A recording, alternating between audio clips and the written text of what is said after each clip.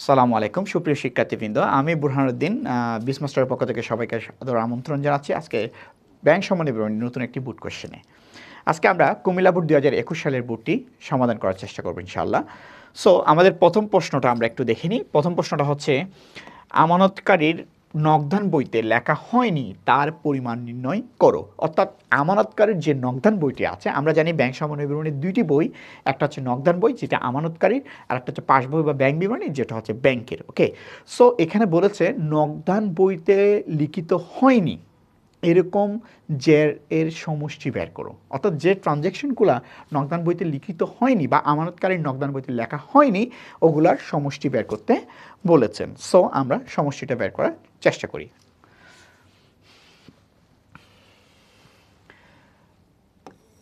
আমরা একটা প্রথমে ঘর নিলাম, ঠিক আছে, বার নিলাম।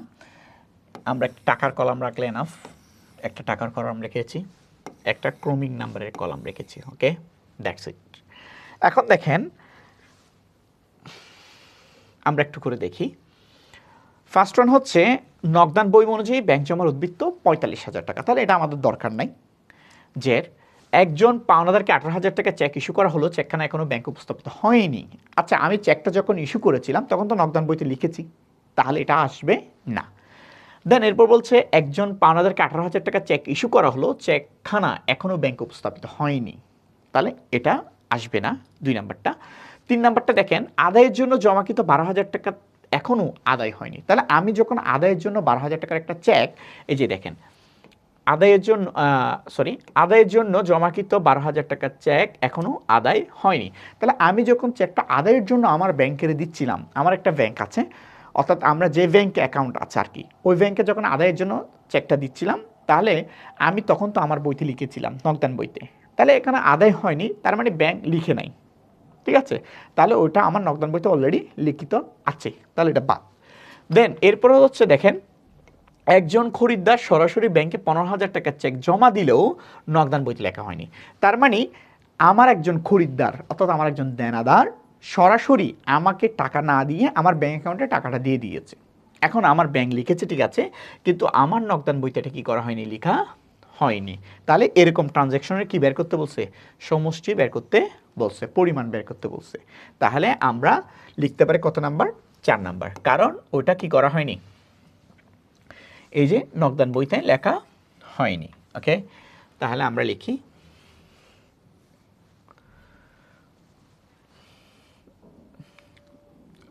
দেনাদার কর্তৃক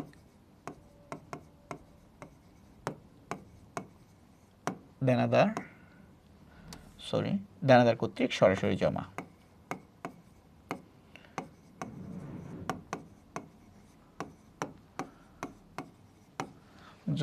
15,000 শেষ।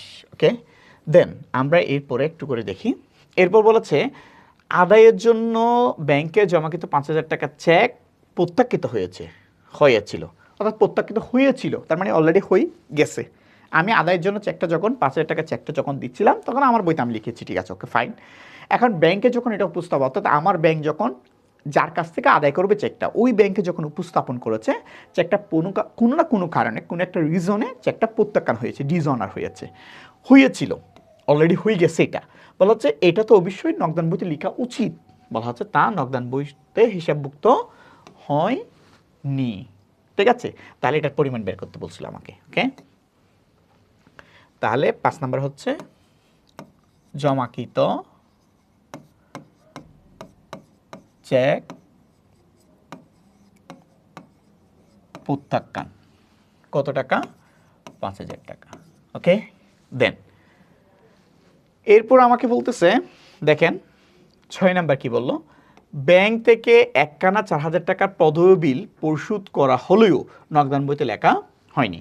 তার মানে আমার ব্যাংক আমার পক্ষ হয়ে আমার একখানা প্রদেয় বিল, যে বিলে আমি দেওয়ার স্বীকৃতি দিয়েছিলাম, যে বিলের দায় আমি স্বীকার করেছিলাম, ওরকম একটা 4,000 টাকার বিল আমার ব্যাংক আমার পক্ষ হয়ে কি করে দিয়েছে, পরিশোধ করে দিয়েছে, বলা হচ্ছে যা নগদান বইতে লেখা হয়নি। তাহলে এটা আমরা লিখব। ওকে, তাহলে আমরা লিখতে পারি 6 নাম্বার ব্যাংক কর্তৃক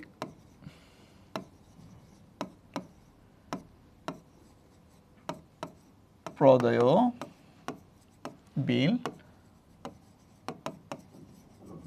পরিশোধ 4,000 টাকা। ওকে, দেন এরপর কি বলছে দেখেন একটু করে, এরপর বলছে দেখেন এরপর বলছে ব্যাংক কর্তৃক মঞ্জুরকৃত সুদ 400 টাকা। আচ্ছা, ব্যাংক আমাদেরকে সুদ মঞ্জুর করেছে, এটা তো আমাদেরকে কখনো মোবাইল কল করে বলে না যে আপনাকে 400 টাকা আপনার জমাকৃত অর্থের উপর সুদ দেওয়া হয়েছে, আপনি একটু নিয়ে যান, এরকমভাবে কখনো বলেন। এটা ব্যাংক কী করে, আমার অ্যাকাউন্টের সাথে আমাকে না বলে প্লাস করে দেয়। ওকে, তাহলে দেখেন আমাকে বলে নাই, তার মানে আমি আমানতকারীকে যদি না বলে, তাহলে আমি কি আমার নগদান বইতে লিখেছি? না, তার মানে নগদান বইতে লেখা হয়নি। তার মানে এটা লিখবো কি লিখবো না? লিখবো।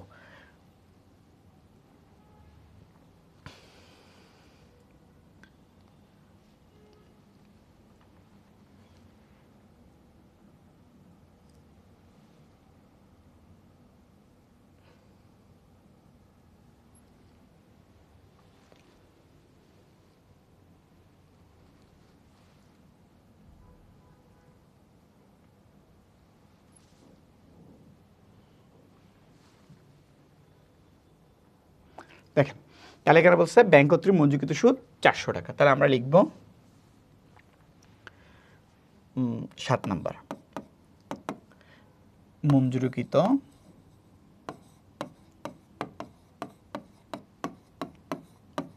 সুদ 400 টাকা।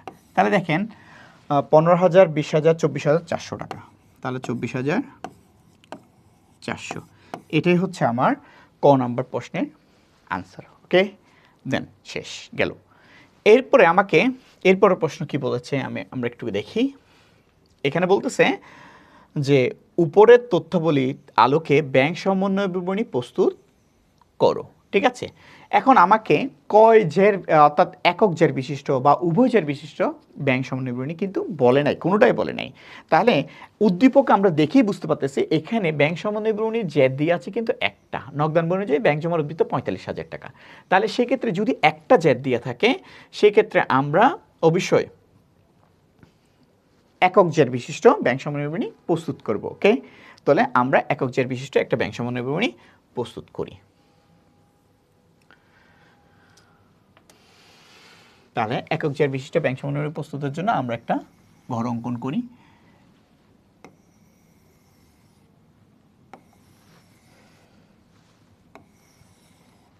ওকে, এখন দেখেন এটা কমিক নাম্বারের জন্য রেখেছি। এখানে আমরা প্রথমে কিটা লিখব, দেখেন প্রথমে আমরা কি লিখব, এই যে ব্যালেন্সটা লিখে ফেলবো দেখে দেখে একদম। নগদান বই অনুযায়ী ব্যাংক জমার উদ্বৃত্ত 45,000 টাকা। ওকে, আমরা আগে এটা লিখি, নগদান বই মোতাবেক ব্যাংক জমা 45,000। ওকে, শেষ। দেন এরপরে এখন দেখেন এই যে পেজ যেটাতে আমরা ব্যালেন্সটা লিখেছি, ওই পেজটাকে আমরা দুই ভাগে ভাগ করে নিব। একটা হচ্ছে প্লাস যোগের আইটেম, দেন আরেকটা হচ্ছে বিয়োগ। ওকে, লিখেছি। এখন আমার এই ইউটিউব চ্যানেলে এই প্লেলিস্টে একটা ভিডিও আছে ব্যাংক সমন্বয় বিবরণী তৈরি করার একটা ট্রিক্স। এই ট্রিক্সটাই এই ভিডিওটা দেখার আগে আমরা ব্যাংক সমন্বয় কীভাবে তৈরি করি এটা দেখার আগে অবশ্যই ওই ভিডিওটা একটু দেখে নেবেন, যাতে আমরা সহজে আমার ট্রিক্সটা বুঝতে পারি। ওকে, সো এইভাবে দিয়ে আছে। এখন দেখেন আমাদেরকে দুইটা বই দিয়ে আছে, একটা হচ্ছে দুইটা বই দেওয়া থাকে আমাদের, এখন দেওয়া আছে নগদান বই। ওকে, তাহলে আমাদের বই হচ্ছে দুইটা, একটা হচ্ছে নগদান বই, একটা হচ্ছে ব্যাংক বিবরণী। তাহলে আমরা লিখি, একটা হচ্ছে নগদান বই আর একটা হচ্ছে পাস বই। এখন দেখেন আমরা এখানে কাজ শুরু করেছি কিন্তু কোন বই নিয়ে? নগদান বই নিয়ে। ওকে, তাহলে আমরা নগদান বইকে হাইলাইট করলাম, যে বই নিয়ে কাজ শুরু করবো ঠিক তার বিপরীত বইয়ের দিকে সে কী করবে? অনুসরণ করবে, তার বিপরীত বইকে অনুসরণ করবে। সেজন্য আমরা এই ফর্মুলাটা নিয়েছি। আপনারাও খাতায় করার সময় এই ফর্মুলাটা অনুসরণ করবে। এইভাবে আমরা 2-4টা অঙ্ক করলে সহজেই আমরা ব্যাংক সমন্বয় বিবরণীতে একদম প্রো লেভেলের হয়ে যাব। ওকে, আশা করি। দেন আমরা প্রথম ট্রানজ্যাকশনটা একটু পড়ি। ওখানে কি বলছে দেখেন, বলা হচ্ছে একজন পাওনাদারকে 18,000 টাকা চেক ইস্যু করা হলো, চেকখানা এখনো ব্যাংকে উপস্থাপিত হয়নি। তাহলে একটু চিন্তা করে দেখেন তো, আমি আমার একজন পাওনাদারকে একটা 18,000 টাকা চেক ইস্যু করে দিচ্ছি, তাহলে 18,000 টাকা চেক ইস্যু করা মানে কি, আমার একজন পাওনাদার আমার কাছে টাকা পাচ্ছে 18,000, সে আমার কাছে আসলো, আমার কাছে নগদ টাকা ছিল না, সেজন্য আমি আমার ব্যাংকের একটা অ্যাকাউন্টে চেক নিয়ে ওই চেকের সিগনেচার করে তাকে দিয়ে দিলাম, তখন এটাকে বলে চেক ইস্যু। তাহলে দেখেন, আমি যখন আমার পাওনাদারকে একটা চেক ইস্যু করে এভাবে দিয়ে দিচ্ছিলাম, তখন একটু ভেবে চিন্তে বলেন তো, তখন আমি আমার বই থেকে লিখি নাই, লিখছি, আমার কাছে নগদান বই আছে, ওই বই লিখছি, তাহলে আমার অ্যাকাউন্টে কি, ব্যাংকের অ্যাকাউন্টে কি টাকা বাড়বে নাকি কমবে? অবভিয়াসলি কমবে, যেহেতু পাওনাদার ওখান থেকে টাকা নিয়ে নিবে চেকের মাধ্যমে। তাহলে আমি আমার বইতে কি করেছি, ব্যাংক অ্যাকাউন্টকে কমিয়ে দিয়েছি, তাহলে আমি আমার বইতে 18,000 টাকা মাইনাস করেছি। ওকে, এখন দেখেন বলতেছে চেকখানা এখনো ব্যাংকে উপস্থাপন হয়নি, অর্থাৎ চেকখানা এখনো ব্যাংকে উপস্থাপিত হয়নি, অর্থাৎ যে পাওনাদারকে আমি চেকটা দিয়েছিলাম সে এখনো আমার ব্যাংক অ্যাকাউন্টে ব্যাংকে যায় না, ব্যাংক কাউন্টারে যায় নাই। তাহলে ব্যাংক কাউন্টারে যদি না যায়, আমার ব্যাংক কি তাকে চেকটা এখনো পরিশোধ করেছে? না। তাহলে ব্যাংকে আমার অ্যাকাউন্টের সাথে প্লাস বা মাইনাস কোনো কিছু করেছে? না। তাহলে যেহেতু প্লাস মাইনাস কিছু করে নাই, তাহলে একটু খেয়াল করে তো, আমরা কোন বই নিয়ে কাজ শুরু করছি, নগদান বই। কার দিকে খেয়াল রাখবো? পাস বইয়ের দিকে। এখন পাস বই এই ট্রানজ্যাকশনটাকে প্লাস মাইনাস কোনো কিছু করেছে? না। তাহলে আমরা ওই ট্রানজ্যাকশনটাকে কি করেছিলাম? মাইনাস করেছি। যাকে অনুসরণ করতেছি সে যদি প্লাস মাইনাস কোনো কিছু না করে, আর ওই ট্রানজ্যাকশনকে যদি আমরা আগে মাইনাস করি, তাহলে এখন কি করব? প্লাস করব। ওকে, দেন তাহলে আমরা লিখতে পারি যোগের ক্ষেত্রে যে ইস্যুকৃত চেক উপস্থাপিত হয়নি, ইস্যুকৃত চেক উপস্থাপিত হয়নি। ওকে, 18,000। ওকে, দেন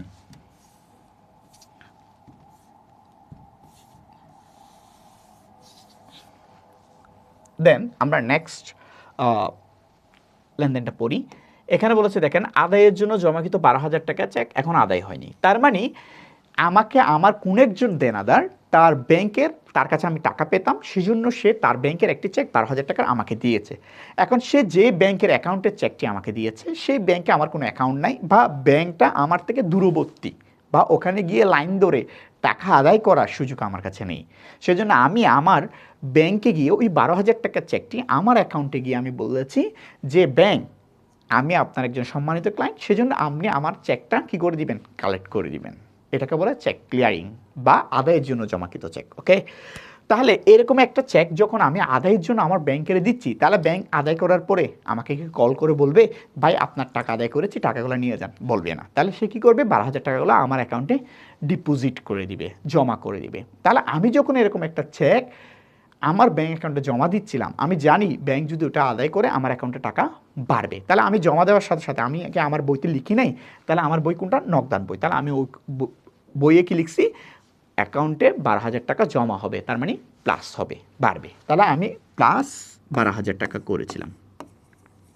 এখন বলা হচ্ছে এখনও আদায় হয়নি, অর্থাৎ ঠিক আছে আমি জমা দিয়েছি, করেছি, ঠিক আছে সব কিছু, কিন্তু এই চেকটা ব্যাংক এখনও আদায় করতে পারে নাই। তাহলে ব্যাংক যদি আদায় করতে না পারে, তাহলে ব্যাংকে আমার যে ব্যাংকের যে বই আছে আমার জন্য, ওটা থেকে ব্যাংক প্লাস মাইনাস কোনো কিছু করেছে? না, করে নাই। তাহলে আমরা যে বই নিয়ে কাজ শুরু করেছি, ঠিক তার বিপরীত বইকে আমরা অনুসরণ করব। বিপরীত বইটা যদি প্লাস করতো তাহলে আমরা প্লাস করতাম, মাইনাস করলে মাইনাস করতাম, কিন্তু বিপরীত বই তো এই ট্রানজ্যাকশনটাকে প্লাস মাইনাস কোনো কিছু করে নেই। তাহলে আমরা ওই ট্রানজ্যাকশনকে আগে কি করেছি? মাইনাস করেছি, প্লাস করেছি। তাহলে এখন কি করব? মাইনাস করব। ওকে, তাহলে আমরা মাইনাস করে দিই।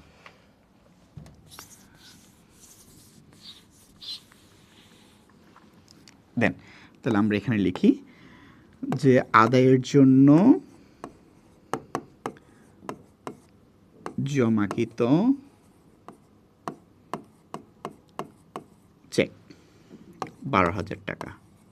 ঠিক আছে, এখানে লিখে দিতে পারেন আদায় হয়নি। ওকে, লিখে দিয়েছি।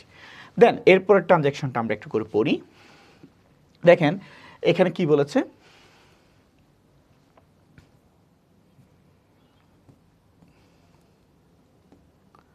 দেখেন এখানে বলেছে একজন খরিদ্দার সরাসরি ব্যাংকে 15,000 টাকার চেক জমা দিলেও নগদান বইতে লেখা হয়নি। তার মানে আমার একজন খরিদ্দার মানে ক্রেতা, ঠিক আছে, এটাকে দেনাদার বলে। কারণ খরিদ্দার সরাসরি আমরা বুঝি ক্রেতা, তাহলে যিনি আমার কাছ থেকে ক্রয় করে উনিই তো আমার দেনাদার হয়, কারণ ওনার কাছেই তো আমি টাকা পাই। ওকে, তাহলে খরিদ্দার মানে আমরা জেনে নিব দেনাদার। ওকে, তাহলে আমার একজন দেনাদার, দেখেন আমার একজন দেনাদার সরাসরি 15,000 টাকার চেক জমা দিলেও নগদান বইতে লেখা হয়নি।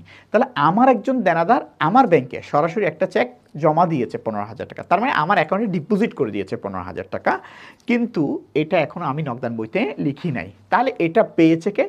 ব্যাংক পেয়েছে। তাহলে আমার খরিদ্দার যখন ব্যাংকে, দেনাদার যখন ব্যাংকে টাকাটা জমা দিয়েছে, তাহলে ব্যাংক কি করেছে? আমার অ্যাকাউন্টে এটা প্লাস করে দিয়েছে। তাহলে ব্যাংকের বই কোনটা? ব্যাংকের বই হচ্ছে পাস বই। তাহলে পাস বইয়ে ব্যাংক কি করেছে? প্লাস করেছে। কয় টাকা? 15,000 টাকা। এখন বলা হচ্ছে নগদান বইতে লেখা হয়নি, তার মানে এটা দিয়েছে ঠিক আছে, কিন্তু আমি নগদান বই অর্থাৎ আমি জানি না বিদায়, আমানতকারী জানি না বিদায় আমার বইতে আমি এটা প্লাস মাইনাস কোনো কিছু করি নাই। ওকে, তাহলে আমরা কোন বই নিয়ে কাজ শুরু করছি? নগদান বই। কার দিকে খেয়াল রাখবো? পাস বই দিকে। এখন দেখেন পাস বই লেনদেনটাকে কি করেছে? প্লাস করেছে। তার মানে আমরা যাকে অনুসরণ করি সে যদি প্লাস করে তাহলে আমরাও ট্রানজ্যাকশনটাকে কি করব? প্লাস করব। ওকে, তাহলে আমরা এখানে লিখতে পারি দেনাদার কর্তৃক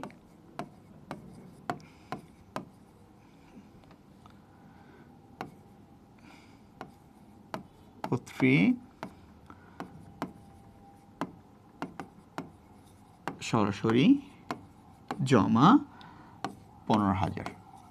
ওকে, দেন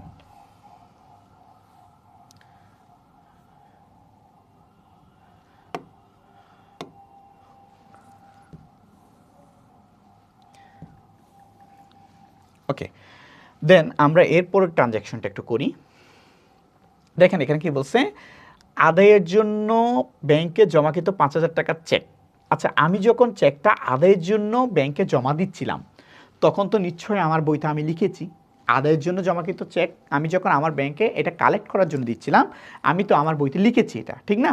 তখন আমি কি লিখেছি? 5,000 টাকার চেকটা যখন ব্যাংকে আদায় করার জন্য দিচ্ছিলাম তখন আমি আমার বইতে কি করেছিলাম? প্লাস করেছিলাম, কারণ ব্যাংক যদি চেকটা আদায় করতে পারে এটা আমার অ্যাকাউন্টের সাথে ডিপোজিট করে দিবে, প্লাস করে দিবে। ওকে, তাহলে আমি আমার বইতে প্লাস করেছিলাম 5,000 টাকা। ওকে, প্লাস করেছিলাম, কিন্তু একটু চিন্তা করে দেখেন তো, করেছি ঠিক আছে, একটু গেছে। এখন চেকটা তো ব্যাংক আদায় করার জন্য নিয়েছে আমার ব্যাংক। এখন যে ব্যাংক থেকে, যে পাওনাদারের ব্যাংক থেকে এটা আদায় করতে গিয়েছে ওই ব্যাংকে চেকের মধ্যে হয়তো তার অ্যাকাউন্টে যথেষ্ট পরিমাণ অর্থ ছিল না, চেকের যত ভালো মানে যথেষ্ট সিগনেচার ছিল না, চেকটাতে কোনো একটা সমস্যা ছিল যার কারণে ব্যাংক এটা কি করে দিয়েছে? বলা হচ্ছে প্রত্যাখ্যিত হয়েছিল। তার মানে চেক প্রত্যাখ্যান করে দিয়েছে, ফেরত দিয়ে দিয়েছে, টাকা দেয় নাই। তাহলে যা নগদান বইতে হিসাবভুক্ত হয়নি। তাহলে একটু চিন্তা করে দেখেন তো, আমার ব্যাংক যদি এটা আদায় করতে না পারে, ডিসঅনার হয়ে যায়, চেকটা ফেরত চলে আসে, তাহলে আমার ব্যাংক এটা আদায় করতে পারে নাই, তার মানে আমার অ্যাকাউন্টের সাথে ব্যাংক প্লাস মাইনাস কোনো কিছু করে নাই। ওকে, তাহলে দেখেন তো আমরা কোন বই নিয়ে কাজ শুরু করেছিলাম? নগদান বই। তাহলে যে বই নিয়ে কাজ শুরু করি সে বই তার অপোজিট বই, বিপরীত বইকে কি করে? অনুসরণ করে। বিপরীত বই যদি লেনদেনটাকে প্লাস মাইনাস কোনো কিছু করতে না পারে তাহলে আমরা আগে প্লাস করেছি, তাহলে এখন কি করব? মাইনাস করব। ওকে, তাহলে আদায়ের জন্য জমাকৃত চেক প্রত্যাখ্যান কত টাকা? 5,000 টাকা। ওকে, দেন আমরা এটা করে ফেলেছি।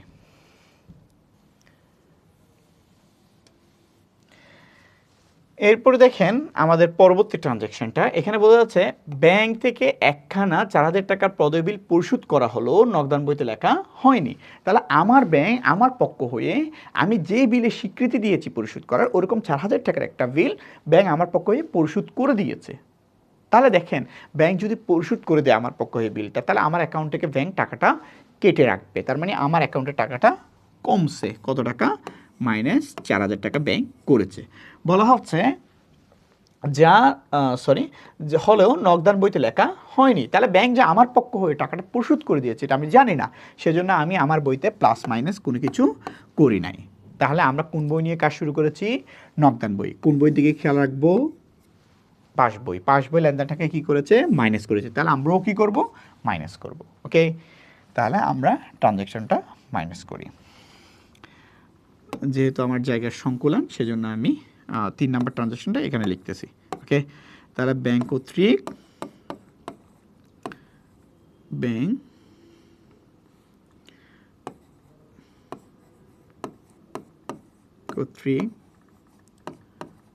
প্রদেয় বিল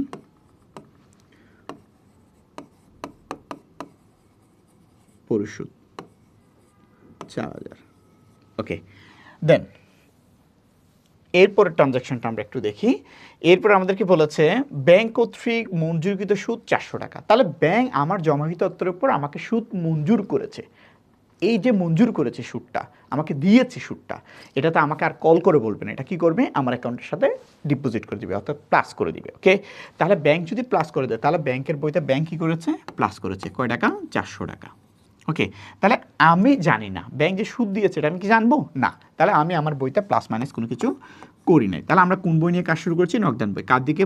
কাকে অনুসরণ করবে? পাস বইকে। পাস বই লেনদেনটাকে কি করেছে? প্লাস করেছে। তাহলে আমরাও কি করব? প্লাস করব। ওকে, তাহলে আমাদের কাজ শেষ। তাহলে আমরা লিখি ব্যাংক কর্তৃক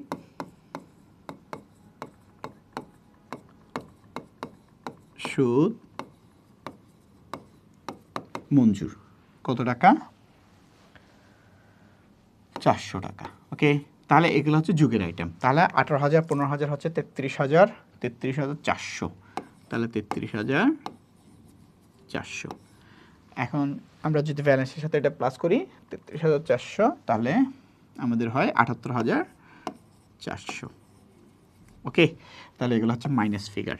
এখন দেখেন 4,000 12,000 16,000, 16 আর 5 হচ্ছে 21,000। তাহলে আমরা এখান থেকে 21,000 মাইনাস করবো, যেগুলো এগুলো মাইনাস আইটেম। ওকে, তাহলে 78,400 থেকে 21,000 গেলে 407.5। তাহলে আমাদের ব্যালেন্স থাকে কত? 57,400। এখন এই ব্যালেন্সের নাম আমরা কি লিখবো? ঠিক যেটা নিয়ে শুরু করেছে তার বিপরীত বইয়ের নাম লিখে দিব। তার বিপরীত বইয়ের নাম কি? পাস বই মোতাবেক ব্যাংক জমার উদ্বৃত্ত। ওকে, তাহলে এটাই হচ্ছে আমাদের ব্যাংক সমন্বয় বিবরণী আনসার। ওকে, দেন আমরা এরপরের প্রশ্নে আনসার দিই। এরপরের প্রশ্ন আমাকে বলছে 4, 5, 6, 7 নং দফাগুলোর আমানতকারী হিসাব বইতে জাবেদা দাখিলা দাও। দেখো এখানে অনেক সহজ করে ইন্ডিকেট করে দিয়েছে, কিন্তু মনে রাখবেন যদি জাবেদা দাখিলা দিতে বলে আমানতকারী ব্যাংক যেটাই কোনোটাই তো অনেক সময় উল্লেখ করবে না, কার বইতে দিতে হবে এটা উল্লেখ করবেন। যদি উল্লেখ না করে তাহলে আপনি অত চিন্তা না করে ধরে নেবেন এটা আপনার বইতে আপনি কি দিচ্ছেন? এন্ট্রি দিচ্ছেন। তার মানে সবসময় আমানতকারের বইতে কি দেওয়া হয়? এন্ট্রি দেওয়া হয়। কারণ ব্যাংকের বইতে এন্ট্রি দেওয়ার মতো অনুমতি আমার নেই। তাহলে আমি কার বইতে এন্ট্রি দিতে পারবো? আমি আমানতকারের বইতে এন্ট্রি দিতে পারবো। তাহলে জাবেদা সবসময় কার পার্সপেক্টিভ থেকে হবে? আমার পার্সপেক্টিভ থেকে হবে, আমি আমানতকারীর পার্সপেক্টিভ থেকে হবে। ওকে, সো আমরা আমানতকারীর পার্সপেক্টিভ থেকে জাবেদা দিচ্ছি। সো আমি জাবেদার ঘর করতেছি না, জাবেদাগুলো এখানে আনসার দিয়ে দিচ্ছি। প্রথম হচ্ছে 1 নাম্বার জাবেদা কোনটা হয়? সরি, প্রথম আমাকে বলছে 4 নাম্বার জাবেদা। এখন 4 নাম্বার ট্রানজ্যাকশনটা আমরা একটু দেখি। বলে দেখেন একজন খরিদ্দার সরাসরি ব্যাংকে 15,000 টাকার চেক জমা দিলেও নগদান বইতে লেখা হয়নি। তাহলে আমার একজন খরিদ্দার দেনেদার সরাসরি যদি আমার ব্যাংকে টাকা জমা দেয় তাহলে আমার ব্যাংকে টাকা বেড়েছে। তাহলে ব্যাংকে যদি টাকা বাড়ে ব্যাংক আমার জন্য কি? সম্পদ। সম্পদ বাড়লে কি হয়? ডেবিট। তাহলে ব্যাংক হিসাব কি? ডেবিট। তাহলে ব্যাংক হিসাব ডেবিট। কত টাকা জমা দিয়েছে? 15,000। তাহলে 15,000। ওকে, এখন দেখেন এই আমার ব্যাংকের টাকাটা বাড়লো কিভাবে? কে দিয়েছে? খরিদ্দার দিয়েছে। তাহলে দেখেন তো যে দেনাদারের কাছে আমি টাকাটা পেতাম সেই খরিদ্দার যখন আমাকে টাকাটা পে করে দিয়েছে তাহলে ওই দেনাদারের কাছে কি আমি আর টাকা পাবো? তাহলে দেনাদার কি বাড়ছে নাকি কমছে? অবভিয়াসলি কমেছে। তাহলে দেনাদার আমার জন্য কি ছিল? সম্পদ। সম্পদ কমলে কি হয়? ক্রেডিট হয়। তাহলে দেনাদার হিসাব কি হবে? ক্রেডিট। দেনাদার হিসাব ক্রেডিট 15,000। ওকে, দেন এরপর আমাদেরকে বলছে 5 নাম্বার জাবেদা দিতে। 5 নাম্বারটা আমরা দেখি। বলা হচ্ছে আদায়ের জন্য ব্যাংকে জমাকৃত 5,000 টাকার চেক। তাহলে আমি একটু করে দেখেন, আমি যখন চেকটা আদায়ের জন্য দিচ্ছিলাম তখন আমি জাবেদা কি দিয়েছি, আগে ওটা একটু দেখি। আমরা জাবেদায় তখন দিয়েছিলাম কি, আমি যখন আদায়ের জন্য চেকটা দিয়েছি, আদায় করে ব্যাংকের সাথে আমার অ্যাকাউন্টের সাথে প্লাস করে দিবে, সেজন্য আমরা কি করেছিলাম, ব্যাংক হিসাব ডেবিট করেছিলাম। এখন চেকটা আমাকে কে দিয়েছে, অবভিয়াসলি দেনাদার দিয়েছে। যেহেতু দেনাদার দিয়েছে বলেই তো আমার কাছে চেকটা আসছে, তাহলে দেনাদারকে আমরা কি করেছিলাম, ক্রেডিট করেছিলাম। দেনাদার হিসাব ক্রেডিট।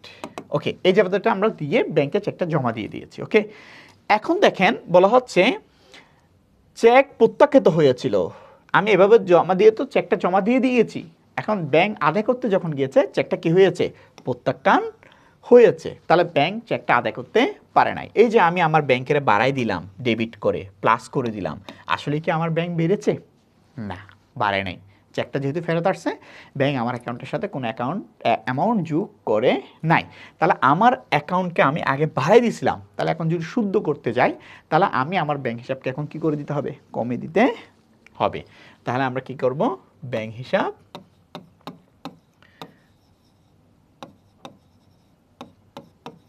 ক্রেডিট কয় টাকা, 5,000 টাকা করলাম। এখন দেখেন যে দেনাদার আমাকে চেকটা দিয়েছিল, সেই দেনাদারের অ্যাকাউন্ট থেকে যদি চেক আদায় করতে পারতাম তাহলে ওই আমার দেনাদার কমে যেত, ঠিক আছে। কিন্তু আমি তো ওর অ্যাকাউন্ট থেকে টাকা আদায় করতে পারি নাই, তাহলে সেই দেনাদারের কাছে কি আমি এখনও টাকা পাই না? অবভিয়াসলি পাই। তাহলে আমি দেনাদারকে কমিয়ে দিয়েছিলাম, এখন কি করে দিব, বাড়াই দিব। ওকে, তাহলে দেনাদার হিসাব কি,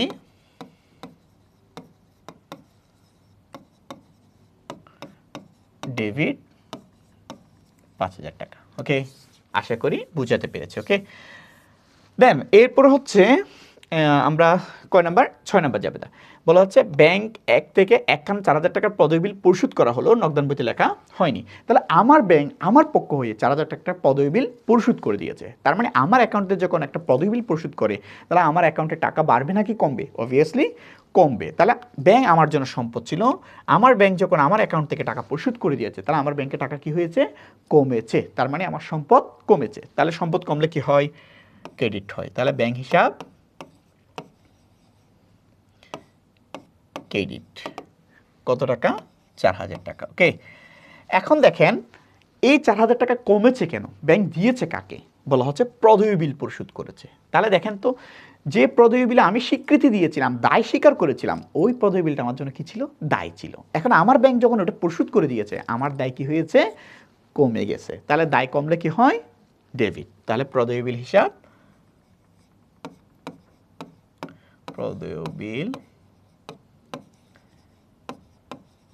হিসাব ডেবিট 4,000। ওকে, দেন এরপর 7 নাম্বার লেনদেনটা দেখেন, বলা হচ্ছে ব্যাংক কর্তৃক মঞ্জুরিকৃত 400 টাকা। তাহলে ব্যাংক আমাকে সুদ মঞ্জুর করেছে আমার অ্যাকাউন্টের উপর, তাহলে ব্যাংক আমাকে সুদ দিয়েছে, তাহলে সুদটা আমার জন্য কি হয়েছে, আয় হয়েছে। তাহলে আয় বাড়লে কি হয়, ক্রেডিট হয়। তাহলে সুদ আয় হিসাব, সুদ আয় হিসাব ক্রেডিট কত টাকা, 400 টাকা। তাহলে 400 টাকা। এখন ব্যাংক আমাকে সুদ দিয়েছে কিভাবে, আমাকে কল করে হাতে হাতে দিয়েছে হ্যান্ড ক্যাশ, না, ব্যাংক আমার অ্যাকাউন্টের সাথে প্লাস করে দিয়ে ডিপোজিট করে দিয়েছে, তারা আমার ব্যাংকে টাকা বাড়ছে। তাহলে ব্যাংক জমা যদি বাড়ে, সম্পদ বাড়ছে, তাহলে সম্পদ বাড়লে কি হয়, ডেবিট হয়। তাহলে ব্যাংক হিসাব ডেবিট 400 টাকা।